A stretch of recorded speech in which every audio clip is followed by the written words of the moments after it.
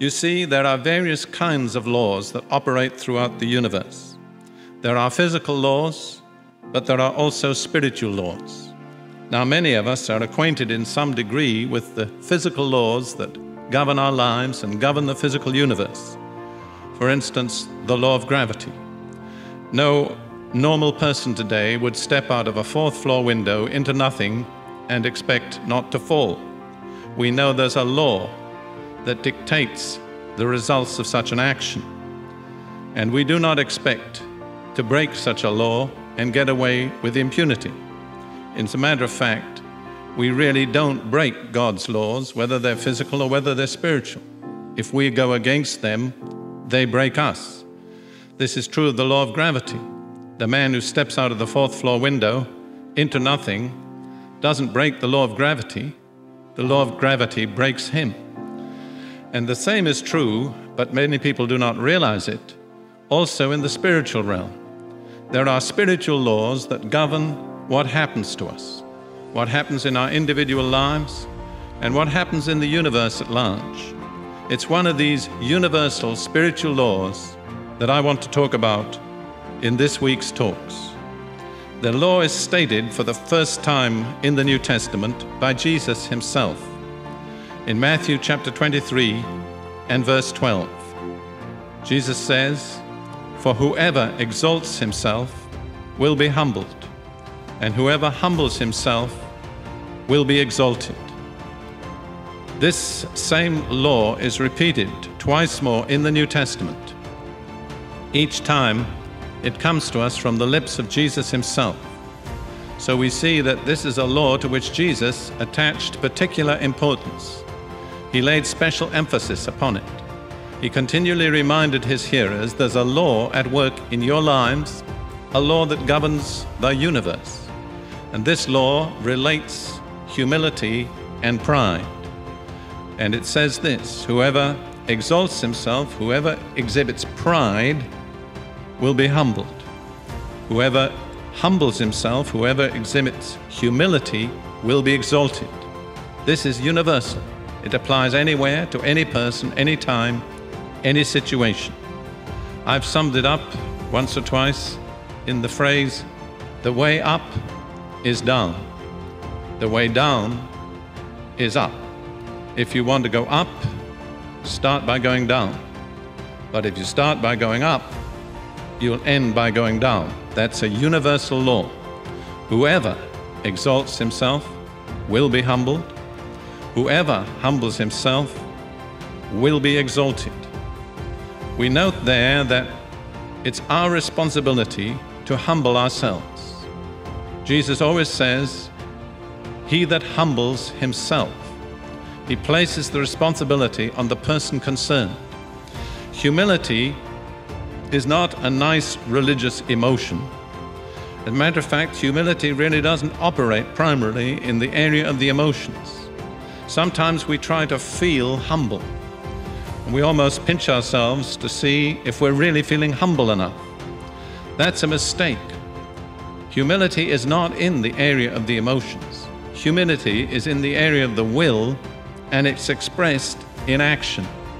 We can humble ourselves by a decision of our wills. No one else can do the same that we must do for ourselves. This is stated more than once in the New Testament. For instance, in James chapter 4 and verse 10, "Humble yourselves before the Lord, and he will lift you up." You notice again the same law is at work. The way up is down. Start by going down, you'll end by going up. Humble yourselves before the Lord, and he will lift you up. Notice there, humble yourselves. Don't ask somebody else to do it. And again, in 1 Peter chapter 5, verses 5 and 6, "Clothe yourselves with humility toward one another, because God opposes the proud, but gives grace to the humble. Humble yourselves, therefore, under God's mighty hand, that he may lift you up in due time." Again, the same emphasis. Humble yourselves. You have to do it. And again, the same guarantee that if you do humble yourself, God will lift you up. Peter uses there a metaphor from putting clothes on. He says, clothe yourselves with humility.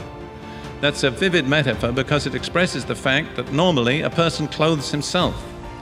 He does not expect somebody else to do it for him. So we are required to clothe ourselves with humility. In Philip's translation, he brings out a very important point. He says, wear the overall of humility in serving one another. Because that word that's translated clothe yourselves refers to a particular garment, a particular type of apron, which in the time of the New Testament was a distinctive garment worn only by slaves. So what Peter says is, put on the garment that indicates you're a slave. Put on the overall that indicates you're there to serve. And that is clothing yourself with humility. So you see that always it's a decision of our will that's expressed in the way we behave. Now, God can create circumstances in order to help us to humble ourselves, but only we can make the right response. Notice what is said here in Deuteronomy chapter 8, verses 2 and 3, about the way that God dealt with Israel in the wilderness after He brought them out of Egypt. Remember how the Lord your God led you all the way in the desert these 40 years to humble you and to test you in order to know what was in your heart, whether or not you would keep His commandments. He humbled you, causing you to hunger and then feeding you with manna, which neither you nor your fathers had known, to teach you that man does not live on bread alone, but on every word that comes from the mouth of the Lord. So because God needed to deal with pride in Israel after they'd been redeemed out of Egypt, He created a special situation. He put them in the wilderness, and He made them dependent upon Him in the most clear and obvious way for their water that they drank, for their food that they ate. He showed them their total dependence upon Him. In this sense, He humbled them. He created a situation in which the reasonable response would have been for them to humble themselves, to acknowledge their total dependence upon God.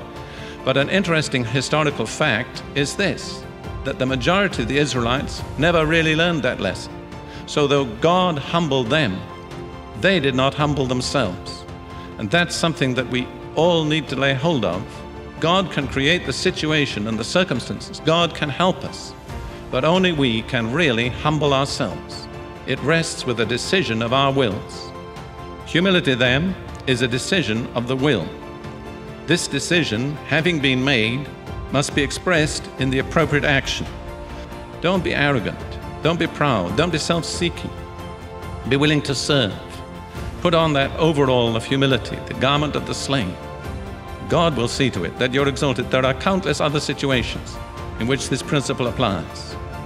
Let me close by quoting a little poem I love from John Bunyan. He that is down need fear no fall. He that is low, no pride. He that is humble ever shall have God to be his guide.